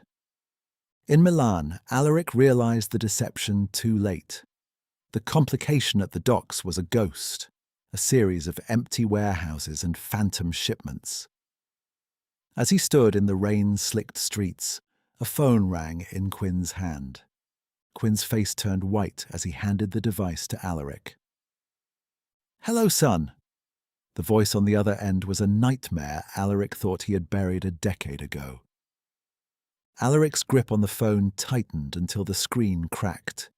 "Father." "You were always too sentimental, Alaric. You let a woman dictate the policy of our bloodline. I am at your villa. The girl is with me. If you want her to see another sunrise, you will meet me at the old cathedral in the mountains, alone. And you will bring the transfer deeds for every legitimate business you've built. If you touch a single hair on her head," Alaric's voice was a low, guttural roar that made the guards around him flinch, "I will not just kill you. I will erase every trace that you ever existed." "Tick-tock, Alaric, the sun sets in 3 hours. Alaric turned to Quinn, his eyes pure obsidian. "Get the snipers. We aren't going for a meeting. We're going for an execution." The mountain cathedral was a ruin of jagged stone and shattered stained glass. Seraphina was tied to a chair in the center of the altar, the cold wind whistling through the gaps in the roof. Vincenzo sat opposite her, cleaning a silver blade. "He's coming," the old man murmured. "I can smell his desperation. He will choose you, and in doing so, he will prove he is unfit to lead. A Valerius who loves is a Valerius who fails." The heavy oak doors groaned open. Alaric stepped into the ruin. He was alone, his hands raised, but his posture was that of a predator, not a supplicant. "Let her go, Vincenzo," Alaric said, his voice echoing off the stone walls. "You want the deeds? They are in the car. Take them and vanish back into the hell you crawled out of." "First, the lesson," Vincenzo said, standing up and pressing the blade against Seraphina's throat. "To rule, you must be willing to lose everything. Watch, Alaric. Watch as I take the only thing that makes you human." As Vincenzo raised the knife, Seraphina didn't scream. She looked Alaric in the eye, conveying a silent message. "Don't let him win." In that split second, a muffled thwip sounded from the rafters. A sniper's bullet grazed Vincenzo's shoulder, knocking him back. Alaric moved like lightning, pulling a concealed pistol from the small of his back. But Vincenzo was fast. He grabbed Seraphina, using her as a human shield, his gun pressed to her temple. "One more shot and she's gone," Vincenzo bellowed. Alaric stopped 10 feet away. His hands were shaking, not with fear, but with a rage so intense it threatened to consume him. I am not like you, Alaric whispered, his eyes locked on Seraphina. You think love is a weakness, but it's the only reason I'm not killing you slowly. Seraphina, close your eyes. She obeyed. A single gunshot rang out, followed by the heavy thud of a body hitting the stone floor. When she opened her eyes, Alaric was there, pulling her into his arms, his body a trembling wall of muscle and blood. Vincenzo lay dead behind them, a clean shot to the forehead. Alaric didn't look at his father. He only looked at her. "The cage is gone," he choked out, his face buried in her neck. "I'm sorry. For everything." Seraphina held him, the blood of his father staining her white silk dress. The indulgence of Como was over, but as they stood in the ruins of the cathedral, she realized that the monster was finally dead. All that was left was the man. The cathedral felt like a tomb, the scent of gunpowder lingering in the freezing mountain air. Seraphina remained wrapped in Alaric's arms, her white silk dress now a canvas of crimson splatters, the blood of the man who had created the monster she loved. Alaric was shaking. The stoic, untouchable boss had crumbled into a man gripped by the sheer terror of almost losing his soul. He pulled back slightly, his hands cupping her face, his thumbs wiping away the soot and tears. "It's over," he whispered, his voice cracking. "He can never touch you again. I will burn every record of his existence. I will bury him in an unmarked grave so deep the devil himself won't find him." "Alaric, look at me," Seraphina said, her voice steady despite the chaos. "You didn't do this for the Empire. You did this for us. Don't let his blood turn you back into the man he wanted you to be." Alaric looked at the body of his father, then back at the woman who had become his moral compass. He signaled to Quinn, who appeared from the shadows with a medical kit. "Clean the church," Alaric commanded, the ice returning to his voice. But it was a different kind of ice. Protective, not predatory. "We are going back to Milan. The shadows need to know that the throne isn't empty, but the laws have changed." Returning to Milan wasn't a retreat. It was a conquest. Alaric didn't hide Seraphina away in the estate this time. He moved her into the penthouse of the Valerius Plaza, the tallest glass and steel monument to his legitimate power. For a week, Alaric worked tirelessly. He held meetings with the remaining captains of the 5 families. He didn't use threats of death. He used threats of financial ruin. He was dismantling the old world and building a new one where the Valerius name stood for order rather than fear. But for Seraphina, the transition was difficult. Every time a door slammed or a car backfired, she saw Vincenzo's silver blade. Alaric noticed. He started coming home earlier, bringing her small tokens of a normal life. A bouquet of wildflowers, a box of chocolates from a local bakery, a sketch pad for her to draw. "I want to show the world who you are," Alaric said one evening, as they sat on the balcony overlooking the city. "There is a charity gala for the Milan Children's Hospital next week. I want you there, not as my asset, as my fiancé." Seraphina looked at the ring on her finger. "Are you sure, Alaric? Once the world knows, there's no going back to the library." "I don't want to go back," he said, kissing her knuckles. "I want to move forward, with you."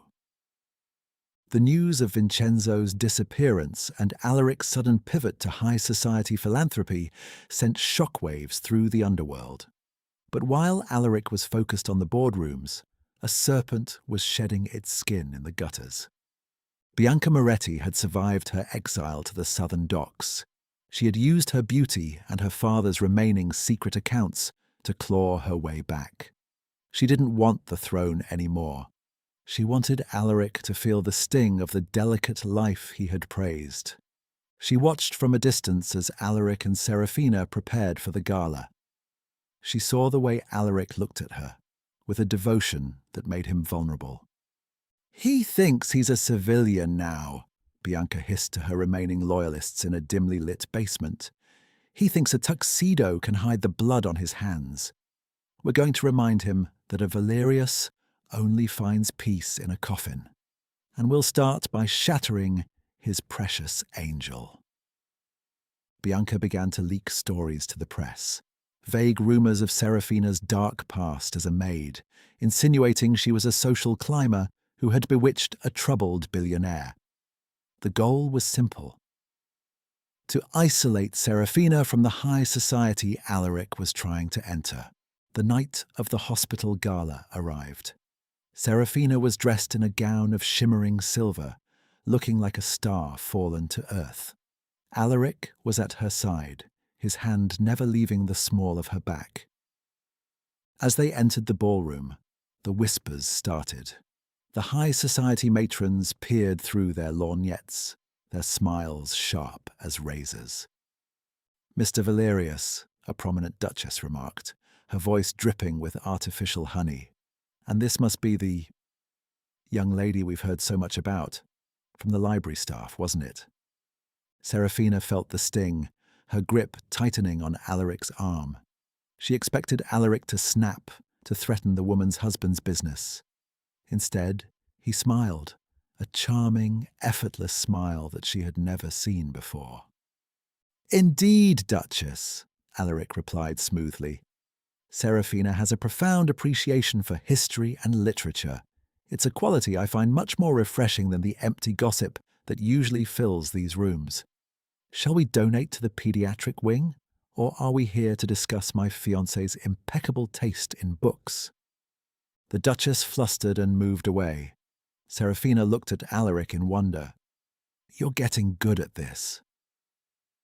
"I've realized that in this world, a well-placed insult is more effective than a bullet," he whispered in her ear, "and much easier to clean up." But the victory was short-lived. A waiter approached with a tray of champagne.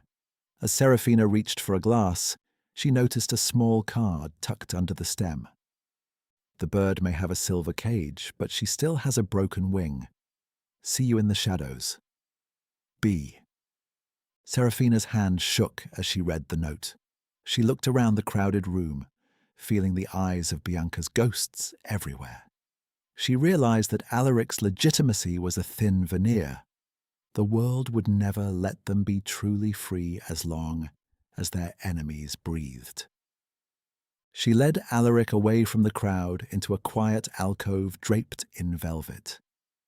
"She's here, Alaric, or her people are," Seraphina whispered, handing him the card. Alaric's face went from charming fiancé to lethal king in a heartbeat. He didn't look angry. He looked resolved. He took the card and crushed it in his fist. "I tried to do it their way," Alaric said, his voice a low, terrifying vibration. "I tried to be the man you wanted, but they won't let us have the sun, Seraphina." "No," she said, taking his face in her hands. "We won't let them take it, but we don't go back to being monsters. We fight them with our rules, not theirs." Alaric looked at her, seeing the fire in her eyes. The weak maid was gone. In her place was a woman who had survived the abyss and was ready to defend her paradise. "Then we finish it," Alaric vowed. "Tonight we announce our engagement to the world, and tomorrow I hunt the serpent." He led her back to the center of the ballroom. He signaled the orchestra to stop. The room fell silent as Alaric Valerius raised his glass. "Ladies and gentlemen," he announced, his voice echoing with absolute authority, "I would like to introduce you to the future Mrs. Valerius. She is my heart, my partner, and the only reason I stand before you tonight. Let it be known, to honor her is to honor me. To cross her is to invite a storm you will not survive."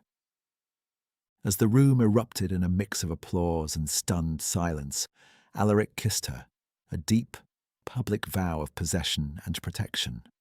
The first act of their story had ended in blood and silk. The second act, the dance of survival, was about to begin. After the explosive engagement night, Seraphina was no longer the missing maid, but the most scrutinized woman in Milan. Alaric began to train her, not with bullets, but with psychological warfare.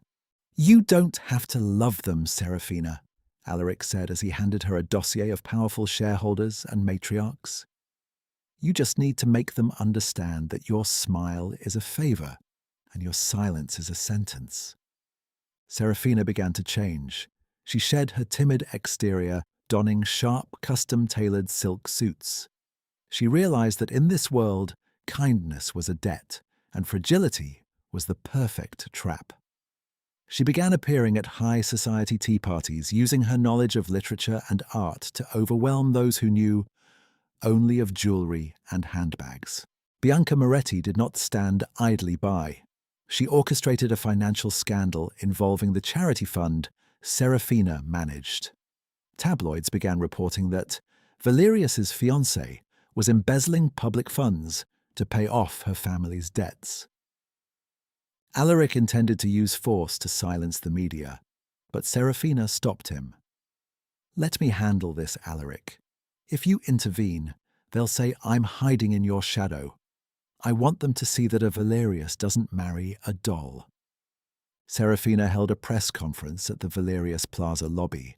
Instead of denying the claims, she presented fully transparent documents and publicly revealed the identity of the source of the fake news, a former Moretti henchman. Her confidence and sharpness stunned the Milanese press. That night, Alaric looked at her with pure worship. "You are even more ruthless than I am with a gun, my angel." Despite Seraphina's victory in the press, rifts were forming within the Valerius Empire.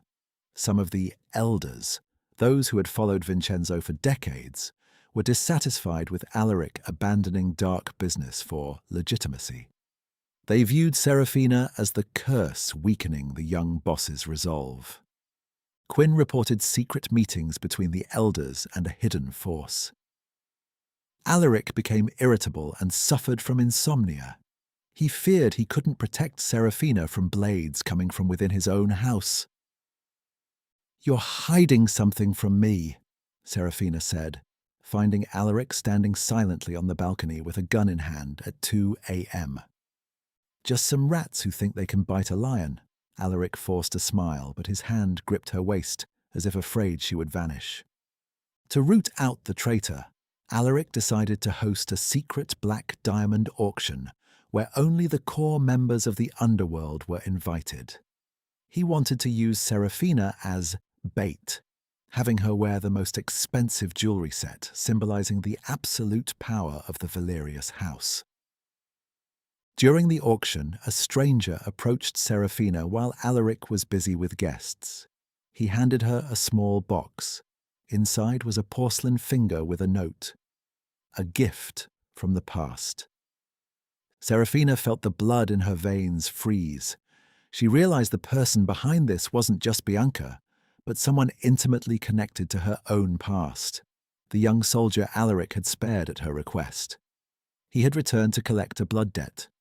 The auction ended in chaos as the power was cut. In the darkness, Seraphina felt a rough hand cover her mouth and drag her away. Alaric frantically fired at those in his way, but he realized he had walked into a trap. The captor didn't take Seraphina far. He brought her to the rooftop of the building. There, Bianca Moretti was waiting, standing beside the scarred soldier from years ago. "Your mercy created me, Seraphina," the soldier laughed maniacally.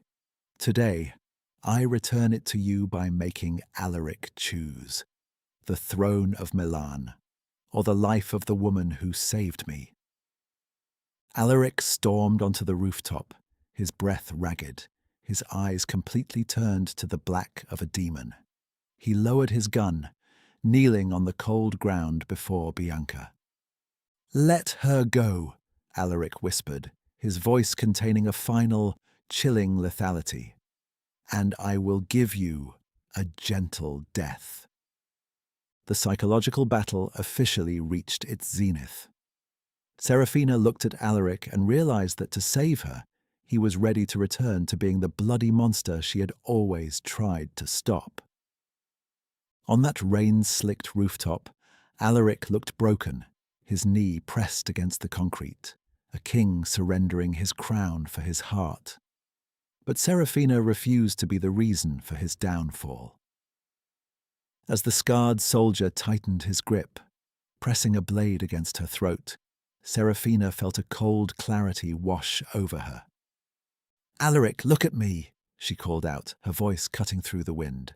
"Don't you dare give them what they want." Bianca smirked, gesturing for the soldier to press harder. "He already has, darling. A man who kneels is no longer a god." But Seraphina had learned more than just social etiquette in the past months. Hidden in the lining of her silk glove was a small, high-tensile steel hairpin Alaric had gifted her. Sharp enough to be a needle, strong enough to be a dagger. With a sudden, violent twist of her head, she bit the soldier's hand and drove the pin into his thigh. As he howled in pain, Seraphina didn't run away. She threw herself toward the ledge, forcing Alaric to move. The moment Seraphina broke free, the human Alaric vanished. He surged forward with a speed that defied the rain, his suppressed pistol coughing twice. The soldier fell before he could scream. Bianca tried to reach for her own weapon, but Alaric was already there, his hand crushing her wrist until the bone cracked. "I told you," Alaric hissed, his face inches from Bianca's terrified eyes. "A gentle death was an option. Now, it's a luxury you've lost." Quinn and the security team swarmed the roof, neutralizing the remaining Moretti loyalists. Alaric pulled Seraphina into his arms, his chest heaving. He didn't check the body of the soldier. He only searched her face for a scratch. "You jumped," he whispered, his voice trembling with a mix of fury and terror. "You could have fallen."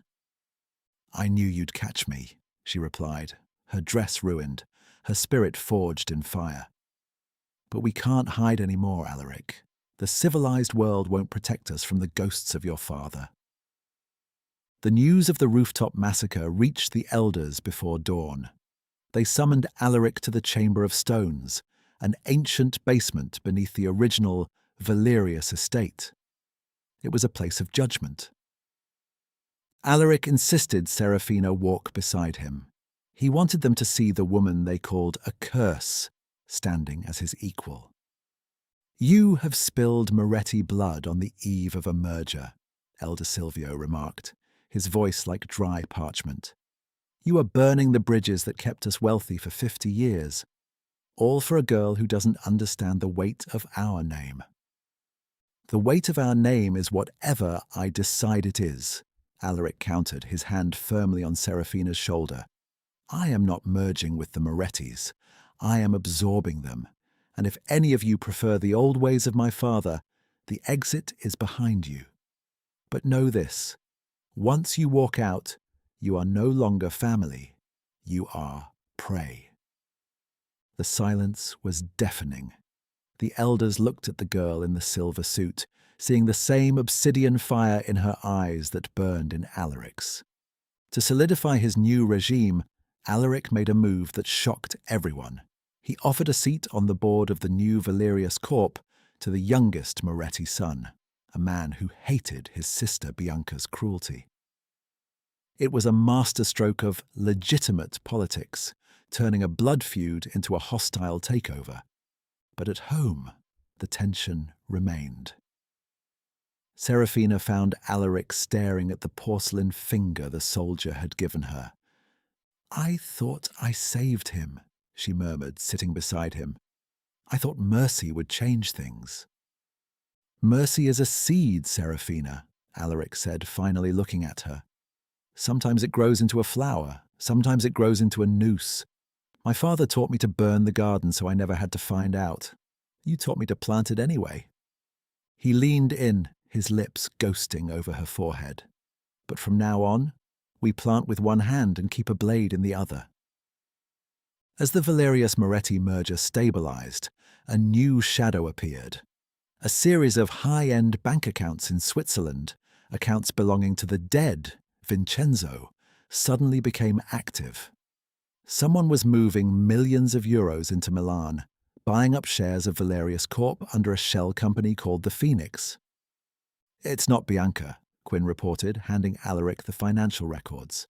"She's in a black site infirmary. This is someone else, someone who knows the private codes only your father and his closest confidant knew."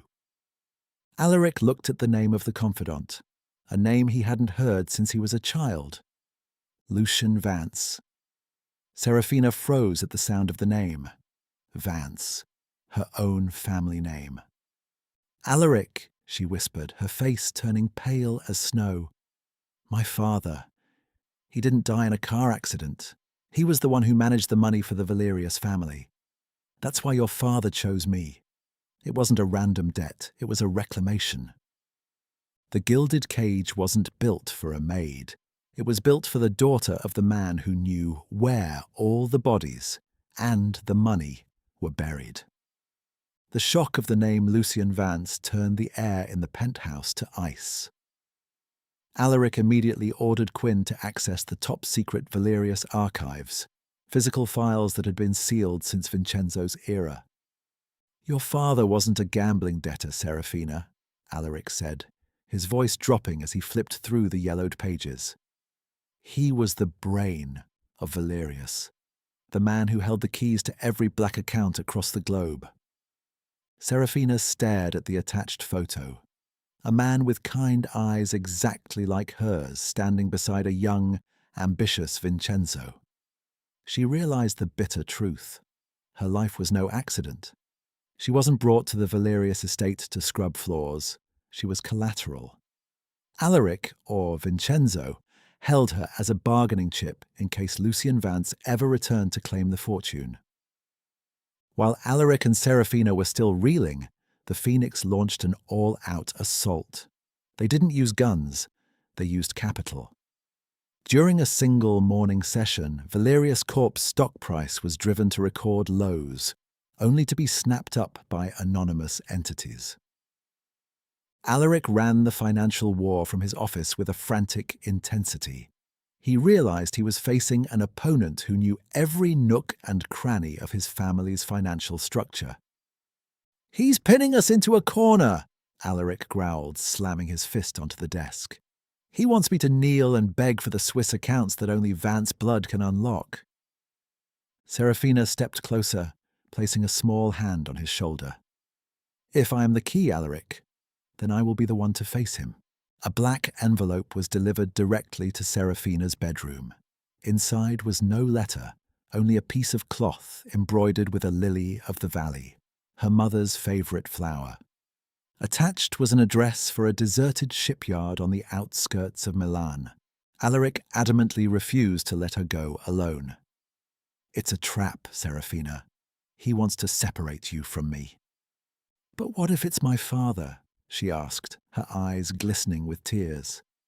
"What if he's still alive and trying to save me from this cage?" Alaric fell silent. That was his greatest fear. He feared that if her father truly lived, he would bring the real sunlight, and Seraphina would leave a blood-stained mafia man like him in an instant. That night, Alaric, Quinn, and a tactical team surrounded the shipyard. Seraphina entered Warehouse Sector 7 under heavy surveillance. But the moment she stepped inside, a high-powered jamming system was activated. All of Alaric's communication devices went dead. In the darkness, a voice rang out. Not the voice of a frail old father, but one of absolute power and malice. "Welcome home, Seraphina, but I am not your father." The figure stepping from the shadows was Silvio, the eldest member of the council. He was the only one who knew Lucian Vance was still alive and had secretly conspired with him 10 years ago to embezzle Valerius assets. Silvio was the phoenix seeking to swallow both Alaric and the Vance bloodline. Alaric burst through the doors, but Silvio already had a gun pressed to Seraphina's head. "Alaric, my son." Silvio smiled thinly. You want to be an honest man? Fine, sign the transfer for all the Swiss accounts. In exchange, I will let you and this girl vanish from Milan forever. A peaceful life, no guns, just as you dreamed. Alaric looked at Seraphina, then at the contract on the table. This was his chance to truly escape the underworld. But the price was betraying his family legacy and handing absolute power to a man as wicked as Silvio. Seraphina looked at Alaric and screamed, "Don't sign, Alaric. If you sign, he'll kill us both the moment he has the codes." The final psychological battle of Arc 2 officially began. Alaric slowly picked up the pen, but instead of signing, he looked at Silvio with the coldest smile Seraphina had ever seen. "You forgot one thing, Silvio. I am Vincenzo's son, and a Valerius never negotiates with someone who touches what belongs to him." A shot echoed. Blood splattered across Seraphina's face. Arc 2 ended with the total collapse of all illusions of peace. The silence following the gunshot in Sector 7 was absolute. Silvio lay slumped against the rusted crates, the contract for the Swiss accounts soaked in his treacherous blood. Alaric stood over him. The smoking barrel of his gun still pointed at the man who had been his father's oldest confidant. Seraphina didn't scream. She stood frozen, the warmth of the blood splatter on her cheek a brutal reminder that the civilized life they had built in the penthouse was a fragile dream. Alaric turned to her, his eyes lacking the warmth he usually reserved for her. For the first time, he didn't look like a savior. He looked like a king reclaiming a throne built on corpses.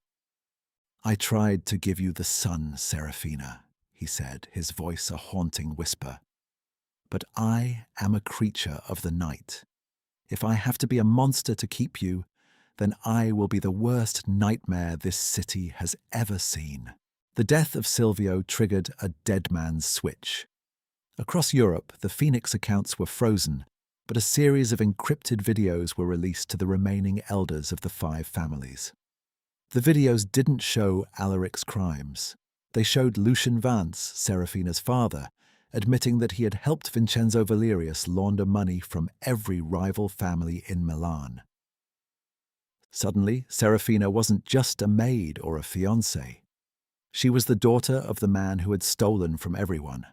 The Crimson Dawn had begun. By morning, the Valerius Plaza was under siege, not by police, but by the combined hits of 4 vengeful families.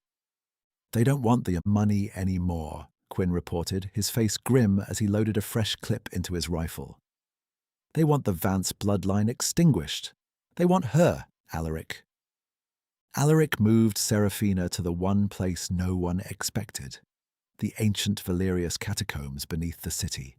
It was a labyrinth of bone and stone, the resting place of his ancestors. "You'll be safe here," Alaric murmured, his hands shaking as he touched her face. "I have to go back to the surface. I have to show them that the shepherd is still awake, or the wolves will never stop coming." "Don't leave me, Alaric," she pleaded, clutching his tactical vest. "If you go out there with that much hate in your heart, you won't come back." "I'm not going out there with hate," he replied, kissing her with a desperate, crushing intensity. "I'm going out there with a promise. I am the shield, Seraphina. You are the heart. A shield is meant to be broken so the heart can keep beating." The battle for the Valerius Plaza became the bloodiest night in Milan's history. Alaric stood alone at the entrance of his glass empire, a literal demon in a tailored suit. He fought with a calculated, cold-blooded efficiency that terrified even his own men. One by one, the rival family's hitters fell. But Alaric was taking hits too. His white shirt was shredded, a bullet grazed on his shoulder, and a knife wound in his side. He didn't stop. He couldn't. Every step he took was a barrier between the world and the girl in the catacombs. Meanwhile, in the darkness of the tombs, Seraphina found something Alaric hadn't seen. a hidden chamber behind her father's memorial. Inside was a ledger, the real one. It wasn't just records of theft, it was a record of leverage. Lucian Vance hadn't just stolen, he had kept secrets that could bring down every politician and judge in Italy. Seraphina realized that Alaric was fighting a war of attrition he couldn't win. He was fighting with bullets, but the enemy was a system. She took the ledger and her father's old satellite phone, still active, hidden in the chamber. She didn't call the police. She called the Prime Minister's private line. "This is Seraphina Vance," she said, her voice dropping the last of its innocence, sounding exactly like a Valerius. "I have the ledger. If Alaric Valerius doesn't have a full pardon and the rival families aren't dismantled by dawn, I will publish every name in this book. Your choice, Minister. Do you want to be a hero, or do you want to be a scandal?" At the plaza, Alaric was on his knees, surrounded by the last of the Moretti soldiers. He looked up, expecting the end. Instead, the sirens of the state police filled the air, not to arrest him, but to eliminate his enemies. Seraphina emerged from the shadows of the plaza entrance, holding the ledger like a scepter. Alaric stared at her, blood dripping from his chin, seeing the transformation. His angel hadn't just survived the darkness, she had conquered it. The sirens eventually faded, replaced by the eerie, heavy silence of a city that had just witnessed a coup. Alaric remained on his knees in the middle of the shattered lobby, his eyes fixed on Seraphina. She stood amidst the broken glass and spent casings, the silver ledger held tightly against her chest. She looked radiant, terrifying, and utterly changed. Alaric stood up slowly, his body protesting every movement. He didn't approach her with his usual possessive stride. Instead, he stopped a few feet away, looking at the girl he had once tried to protect from a drop of rain. "You saved me," he whispered, his voice hollow. "But at what cost, Seraphina? You've made a deal with the devil's masters." "I didn't save you, Alaric," she replied, her voice steady and cold. "I saved us. If I have to be the person who holds the world's secrets to keep you alive, then I will. Innocence is a luxury for people who aren't loved by men like you." The pardon came within the hour. It was absolute, scrubbed clean by the highest officers in Rome. But the golden peace was a cage of a different kind. Alaric and Seraphina were no longer just Mafia royalty. They were the unofficial keepers of the state's darkest secrets. They moved back to the Como villa, but the wisteria and sunlight felt different now. The guards were no longer hidden. They were elite state agents. Alaric spent his days staring at the lake, his hands, the hands that had killed for her, now restless in the quiet. "You hate it," Seraphina noted one afternoon, joining him on the terrace. "The silence, the lack of an enemy." "I hate that I look at you and I don't see the girl from the library anymore," Alaric admitted, finally turning to face her. "I see a queen who blackmailed a nation. I'm proud of you, Seraphina. And it terrifies me." The peace was interrupted by the final piece of Lucian Vance's puzzle. A lawyer from Zurich arrived at the villa, carrying a small, biometric safe. It could only be opened by Seraphina's fingerprint and a drop of her blood. Inside wasn't money. It was a letter from her father, written weeks before his accident. "Seraphina, if you are reading this, it means Alaric has either killed for you or died for you. I didn't leave the money to keep the Valerius family rich. I left it to give you a way out. The Phoenix accounts aren't just funds. They are an escape. There is an island, a new identity, and a life away from the blood. You only have to choose to leave him." Alaric read the letter over her shoulder. He didn't say a word. He stepped back, his face a mask of stone, waiting for her to choose the sunlight her father had finally offered. For the first time since the library, the doors weren't locked. The SUV was idling in the driveway. Alaric stood by the gate, his hands in his pockets, watching the woman he had obsessed over for years. "The island is beautiful, I imagine," Alaric said, his voice devoid of its usual lethality. "No Morettis, no ledgers, no ghosts of my father. You should go, Seraphina. You've paid your debt to me 10 times over." Seraphina looked at the car, then at the man who had been her monster, her captor, and eventually her soul. She walked toward him, but she didn't pass him. She stopped, took his hand, and placed the biometric key in his palm. "My father thought the cage was the house, Alaric," she said softly. "He didn't realize the only place I've ever felt free was in the center of your storm. I'm not going to an island to be alone. If we leave together. Or we stay and we rule this city until the shadows themselves bow to us." Alaric looked at the key, then back at his queen. He realized then that he hadn't just won a war, he had earned a partner. He didn't take her to the car. He led her back into the villa, slamming the doors shut on the world outside. 1 year later, the Valerius Vance Empire was the most powerful, legitimate entity in Europe. There were no more gunfights at the docks, no more blood on the snow. But in the heart of Milan, in the tallest tower, sat a man and a woman who knew the price of every brick. Seraphina, now heavily pregnant, sat in the library where it all began. Alaric knelt before her, his head resting on her lap as she ran her fingers through his hair. "Is the bird happy?" he asked, a rare, genuine smile touching his lips. "The bird died a long time ago, Alaric," she murmured, leaning down to kiss him. "The phoenix, however, she's never felt more alive." The gilded cage was gone. In its place was a throne, and for the first time in history, a Valerius found peace not in a coffin, but in the arms of the woman who had conquered his darkness. The news of Seraphina's pregnancy acted as a final seal on the Valerius Vance peace treaty. In the underworld, a child was a legacy. In the legitimate world, it was an heir. For Alaric, it was a miracle he felt he didn't deserve. He transformed the entire top floor of the Valerius Plaza into a sanctuary. The glass walls were reinforced with ballistics-grade material, but the interior was filled with soft silks and warm lighting. Alaric, once the man who slept with a beretta under his pillow, now spent his nights reading books on prenatal care.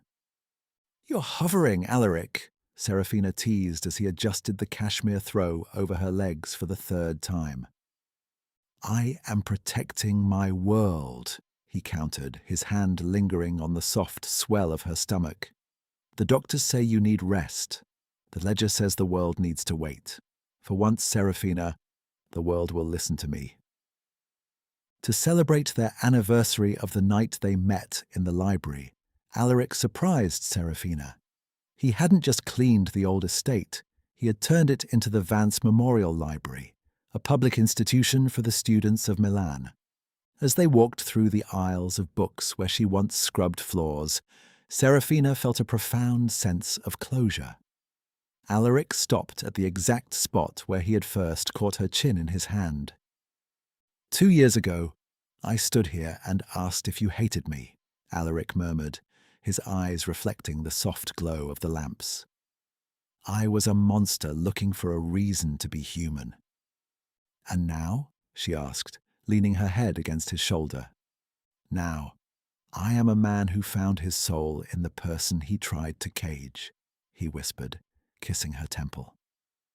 Every book in this building is a tribute to the girl who didn't let the darkness win.